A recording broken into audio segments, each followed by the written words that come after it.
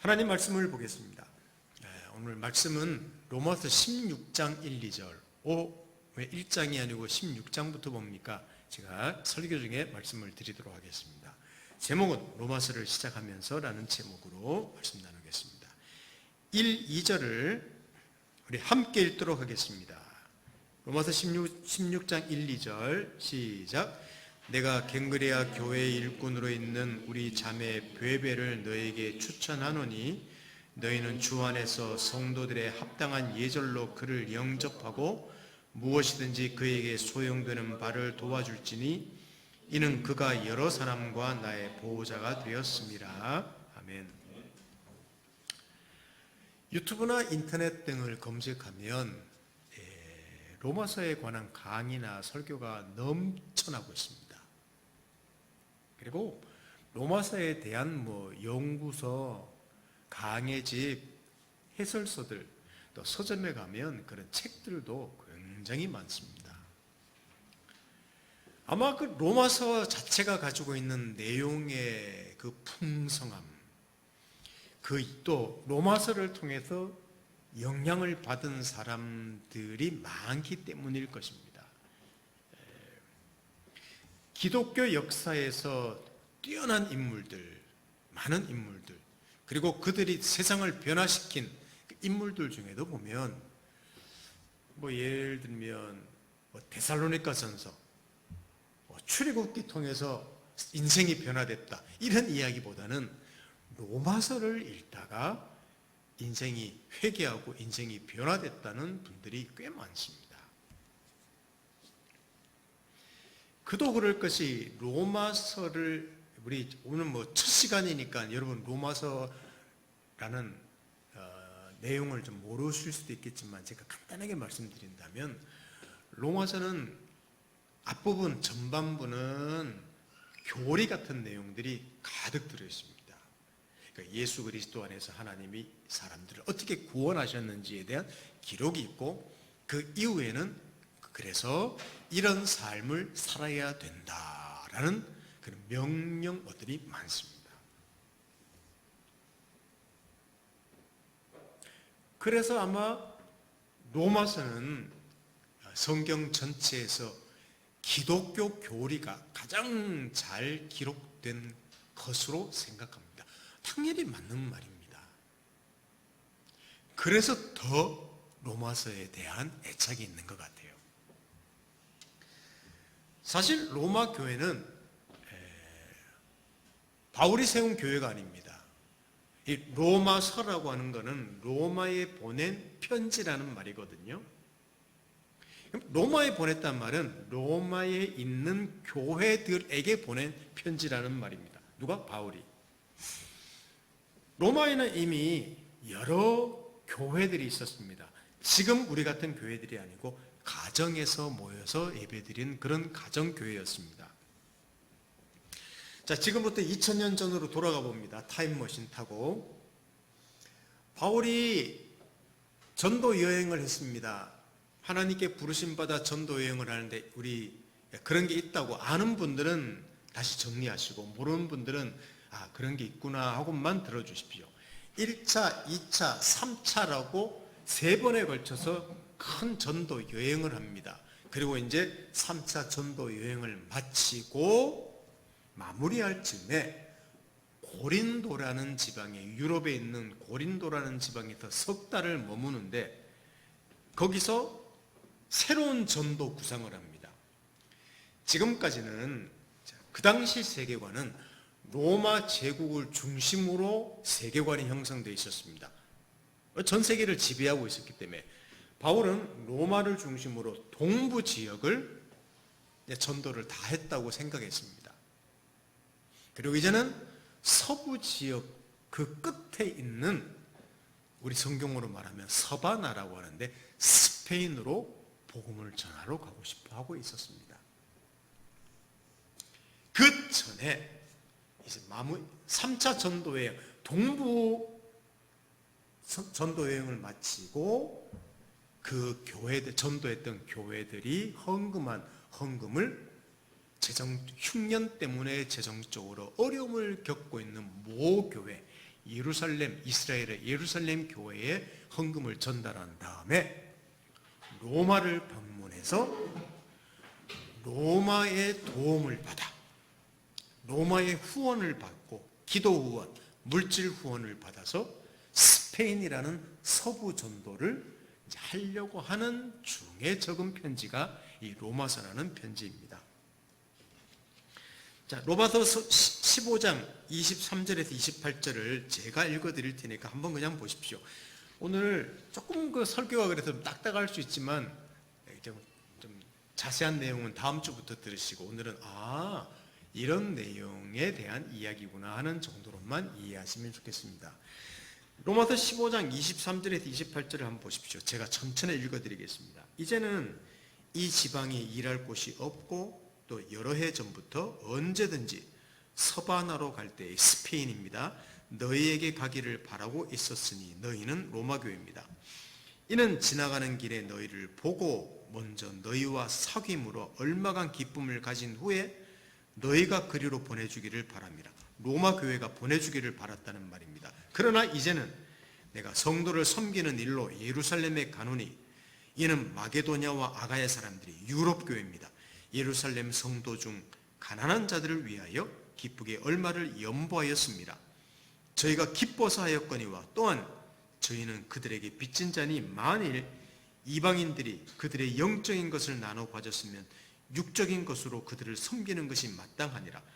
복음이 예루살렘부터 시작한 그 은혜를 이방인들이 받았다는 그런 이야기입니다. 그러므로 내가 이 일을 마치고 이 열매를 그들에게 확증한 후에 너희에게 들렀다가 서바나로 가리라 라고 바울이 로마서 15장에 분명한 로마를 방문하는 목적을 말하고 있습니다. 그래서 가기 전에 미리 편지를 적어서 준비하는 게 뭐냐면 로마서라는 내용이에요. 그러니까 로마에 있는 교회는 바울이 세운 교회가 아니기 때문에 사실은 바울에 대한 소문도 들었지 않겠습니까? 바울이 가려고 할 때 다른 어떤 편지들과 다르게 로마서라는 성경에는 편지에는 복음, 바울이 사역하는 내용, 기독교의 복음이라는 내용을 자세하게 적습니다. 꽤 자세하게 적습니다. 그것은 아마 바울이 전도했던 지역이 교회가 아니었기 때문일 것입니다. 그리고 바울은 복음을 전하는 사람이니까 차근차근 설명해 준 거예요. 그런데 제가 앞으로 여러분하고 함께 나눌 내용은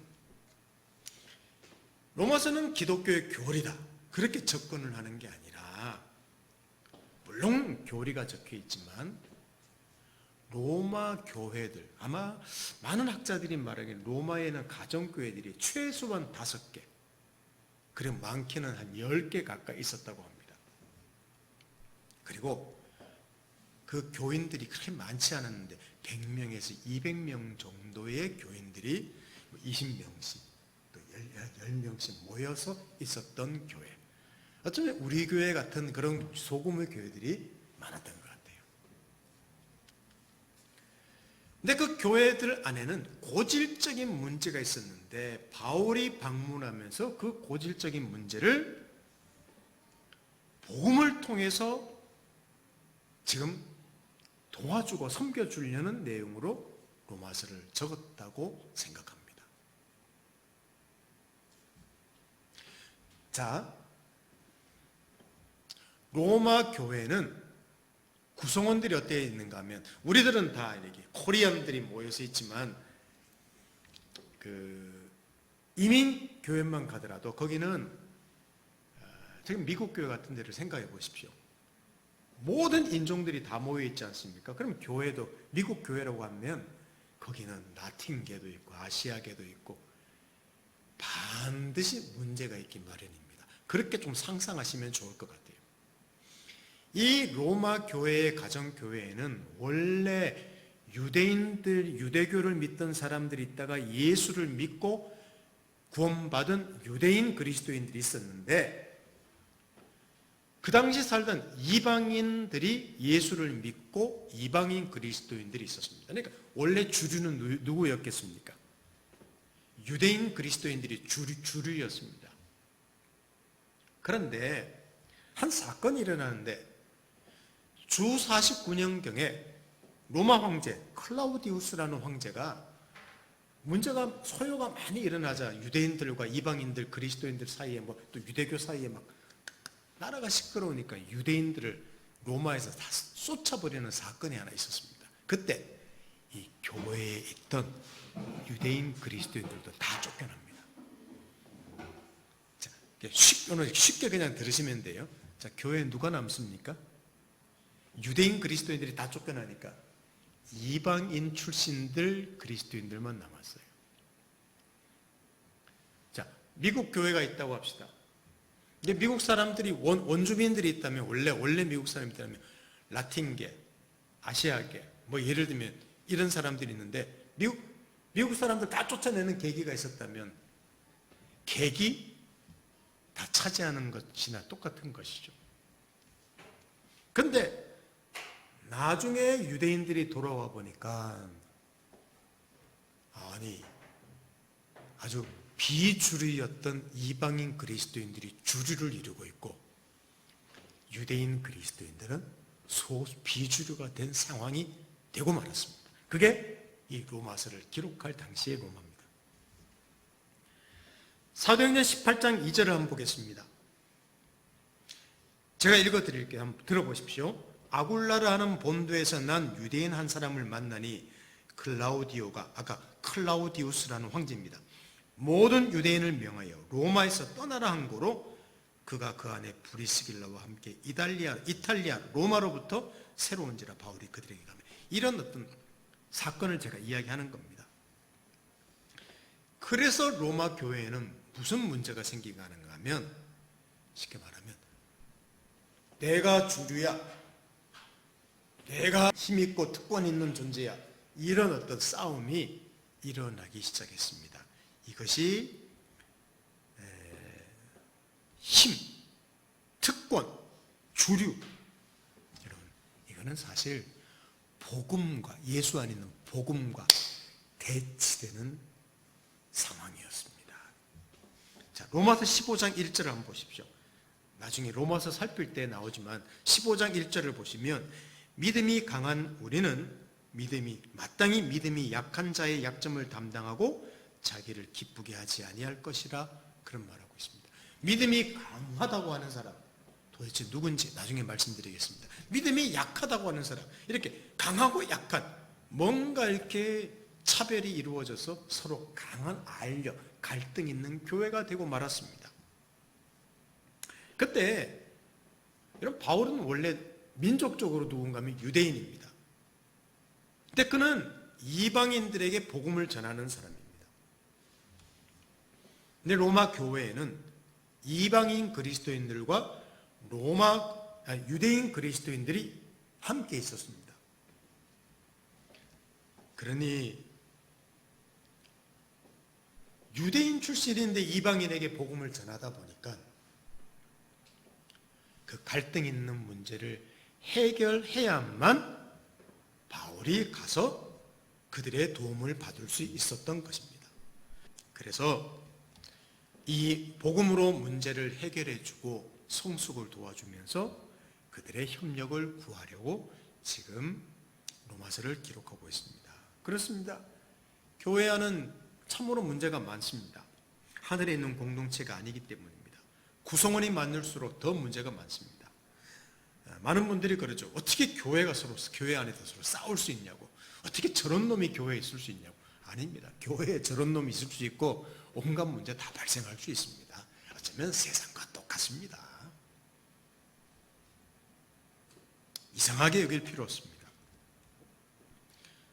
바울이 그래서 로마서를 적는 거고 방문하는 거고 그래서 지금도 하나님 말씀이 각 교회에서 전해지고 있는 겁니다. 여러분, 근데 이 로마서라고 말하는 것은 정확하게 편지라고 했지 않습니까? 정확하게는 로마서라는 내용은 교리를 잘 전달한 내용이라 보다는 로마 교회에 있는 문제를 해결하기 위해서 바울이 목회자로서 보낸 편지라고 보면 됩니다. 그래서 저는 오늘 왜 16장부터 시작했는가 하면 스캇 맥나이트라는 어떤 신학자가 있습니다. 그분이 지은 거꾸로 읽는 그 로마서라는 책이 있는데 저는 그 책을 좀 참고하려고 합니다. 좀 저한테도 새로운 어떤 책이었습니다. 그러니까 1장부터 쭉 보는 게 아니라 끝장부터 보는 거예요. 왜? 로마 교회에 있는 문제가 뒷부분에 나오기 때문에 그래요. 그래서 이 문제를 어떻게 바울이 복음으로 풀어서 도와주고 있는가 내용이 로마서거든요. 물론 그것은 로마서를 보는 해석 중에 한 방법이지만 저는 하여튼 그런 어떤 맥락으로 로마서를 함께 나누려고 합니다. 바로 이렇게 로마서는 교리라기보다는 우리의 삶을 하나님께서 다가오셔서 복음으로 도와서 삶을 세워주려고 하는 것, 삶을 성숙하게 하려는 것이 로마서다. 아니, 모든 성경이다. 이런 면을 강조한다는 사실을 아시고 오늘 앞으로 로마서를 들어주시면 좋겠습니다. 그런데 이 로마서가 뭐라고 했는가 하면 편지라고 했죠. 학술지가 아니었습니다. 논문이 아니었습니다. 시도 아니었습니다. 소설도 아니었습니다. 근데 로마서 들어가기 전에 하는 서론과 같기 때문에 말씀드리는 건데 로마서를 딱 읽으면 그래요. 로마서를 읽습니다. 읽으면 바울이 분명히 로마에 있는 교회들에게 보낸 편지인데 우리는 로마서를 대할 때 뭘로 딱 봐버리는가 하면 하나님 말씀으로 읽습니다. 자, 이것은 제가 지금 말씀드리는 것은 성경을 보는 우리의 관점과도 연관이 됩니다. 분명히 저자가 바울인데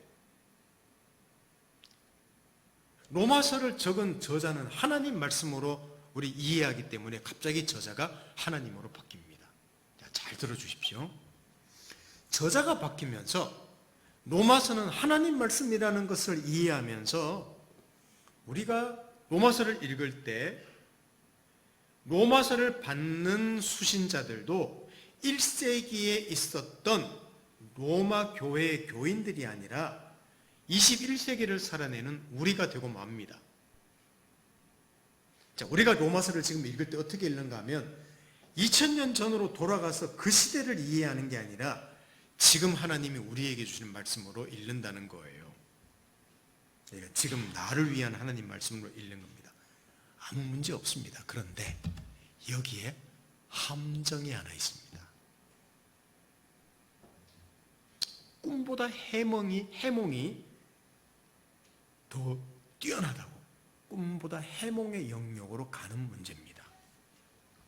그러니까 2000년 전에 로마 교인들한테 전하는 바울의 메시지가 아니라 21세기를 사는 우리에게 주시는 메시지로 싹 넘어와 버려서 과거가 이야기가 없어지는 거예요.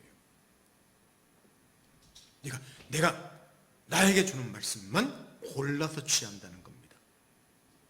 아닙니다. 먼저 2000년 전에 주신 말씀을 잘 이해해야 합니다. 이게 성경을 이해하는 중요한 방법입니다. 제가 사무엘상을 말씀드릴 때나 창세기를 말씀드릴 때나 출애굽기나 말씀드릴 때도 그때 그 상황을 자꾸만 말씀드리고 그때의 메시지를 말씀드린 이유가 그래서 그렇습니다.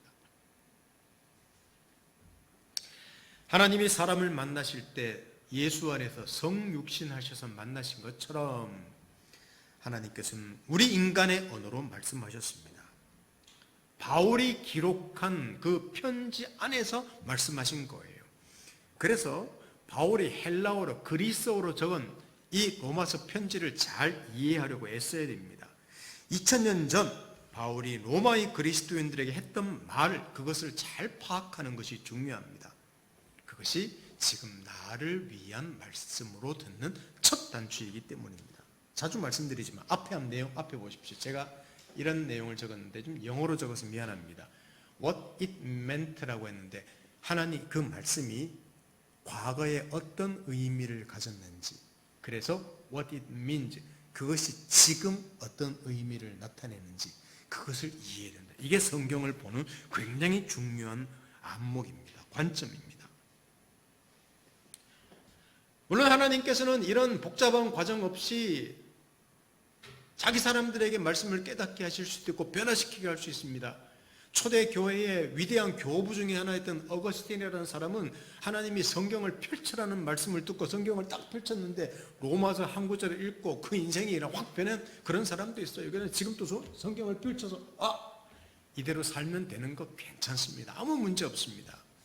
저는 그걸 말씀드리려는 게 아니라 먼저 하나님이 원저자들을 통해서 주신 메시지를 잘 이해하고 남의 말을 잘 들으려고 그 상황을 잘 이해하려고 애써야지만 이 편지를 이해할 수 있다는 겁니다. 생각해 보십시오. 누가 나에게 편지를 적었습니다. 근데 그 편지는 그 사람이 나에게 뭐를 도와주기 위해서 편지를 잘 적었다면 여러분 그 편지를 시처럼 소설처럼 가볍게 여기겠습니까? 문맥을 살피면서 무슨 의도인지 잘 살피지 않겠습니까? 바로 그런 거예요.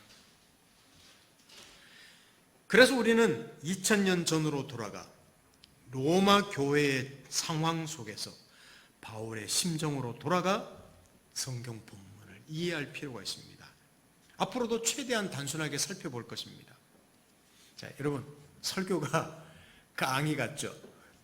왜냐하면 성경을 이해할 때 우리가 그런 이해가 없으면 제가 로마서도 그런 맥락에서 그래서 끝부분부터 말씀 잘할 거예요. 16장부터 그리고 차근차근 로마의 교회가 무슨 문제가 있었는지 이 문제를 복음을 통해서 바울이 어떻게 해결해 나가는지 이게 그 당시 하나님이 주신 메시지였다는 겁니다. 그래서 우리의 메시지를 찾는 것입니다. 사랑하는 성도 여러분, 이 작업을 저하고 로마서를 한번 조금씩 묵상해 나갈 때 같이 해보면 좋겠습니다. 근데 혹시 이런 생각 가시지 않습니까? 목사님, 사는 것이 힘듭니다. 직장 생활도 힘들고, 학교 생활도 힘들고, 가정 생활도 만만치 않습니다. 매일 문제가 찾아오는 것 같고, 여유가 없는데, 일주일에 한 번씩 교회 오는 것만 해도 힘드는데, 제가 어떻게 그 당시에 어떤 의미를 가졌고 그 말씀이 지금 나에게 어떤 의미를 주는지 제가 어떻게 이해합니까? 목사님이 말하면 그냥 제가 간단하게 듣기만 하겠습니까? 예, 그렇게라도 들어주십시오. 그렇게 어떻게 매일 성경을 읽고 묵상합니까? 아닙니다. 이 로마 교인들의 상황을 한번 생각해 보십시오. 이 사람들은 로마 제국이라는 그 엄청난 제국의 아주 소수로 살았던 사람입니다.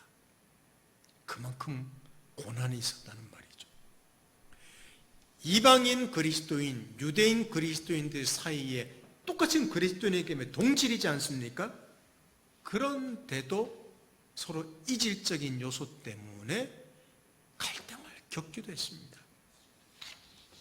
예수 믿어서 의인이 된 사람들이지만 자기 안에 있는 죄성, 무서운 본질과의 싸움을 했던 사람입니다. 그러니까 제가 이 말씀 드리는 이유는 그거예요. 이들 절대 그냥 만만한 인생 산 사람들이 아닙니다. 어쩌면 우리들보다 더 힘든 인생을 살았던 사람들일 수 있습니다. 매일 전쟁이었기 때문입니다. 이들에게 바울이란 하나님의 사람이 나타나서 그들의 문제를 도우면서 복음으로 그들에게 메시지를 전하는 거예요.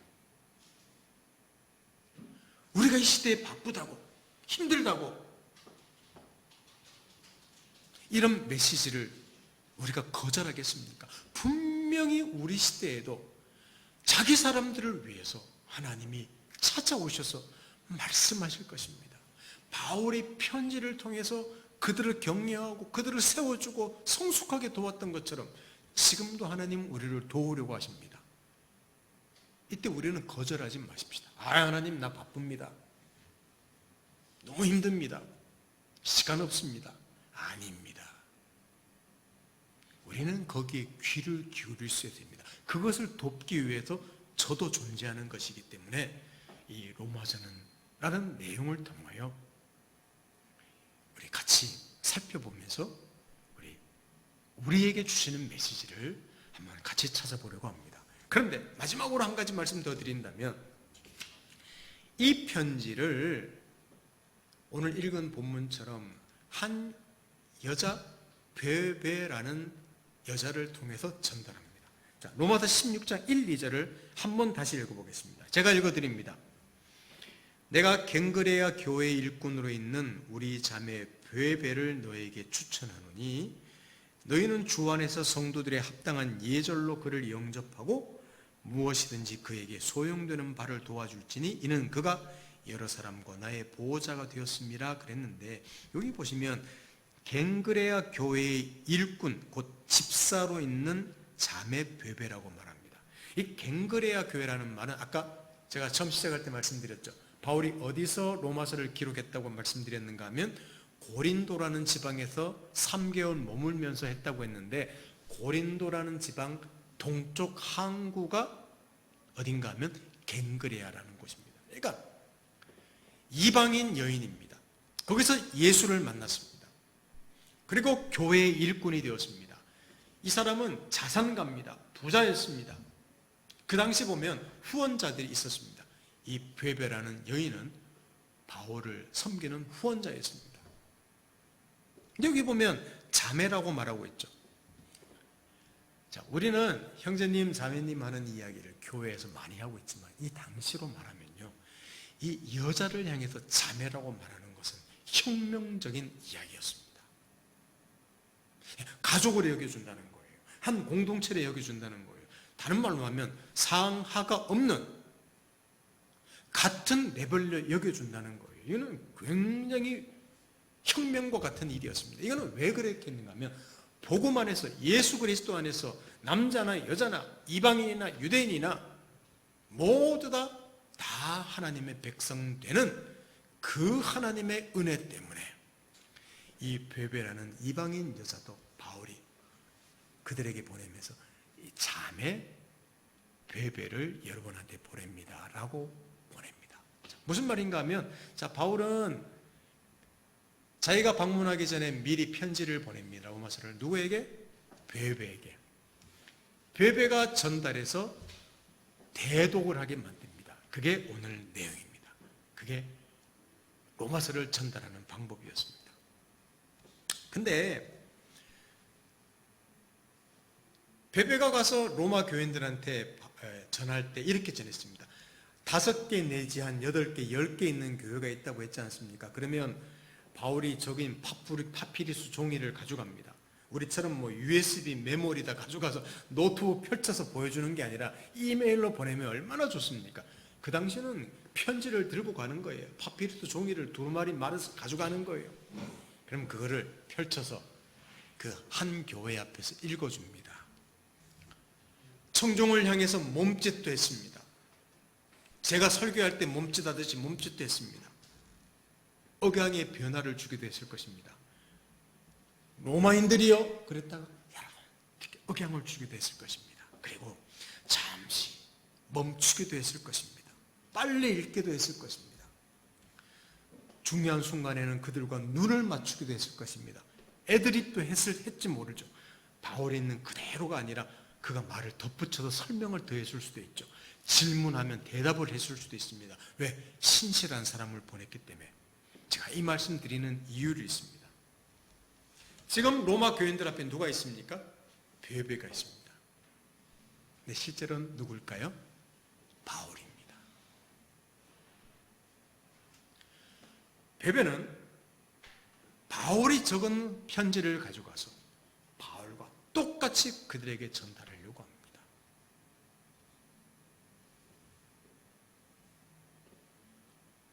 바울의 현장에서 로마 교회의 그리스도인들을 섬기는 것처럼 느낄 수 있도록 베베가 하나님 말씀을 전하고 있습니다.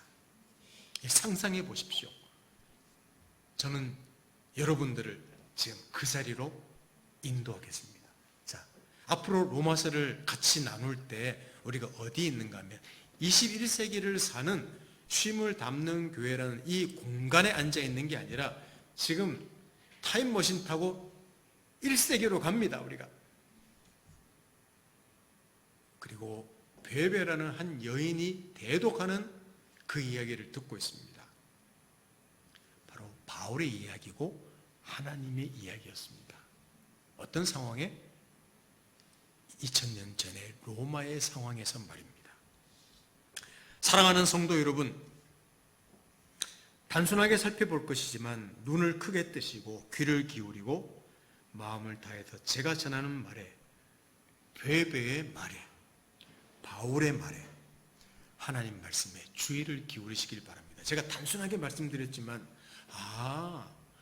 로마서를 그냥 나한테 무슨 교훈을 주시는 책, 이게 아니라 그 역사적 상황 속에서 어떤 문제를 해결하기 위해서 바울이라는 한 사람이 사람을 대신해서 보내 충심으로 적은 복음의 내용을 통해서 그들을 돕는 그 치열한 싸움과 같은 그 상황에 우리도 지금 앉아 있다고 생각하시고 로마서를 들어주시라는 말입니다.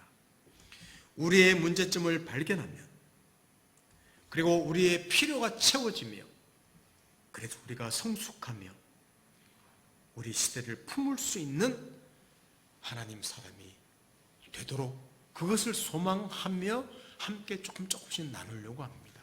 자, 16장부터 시작했죠.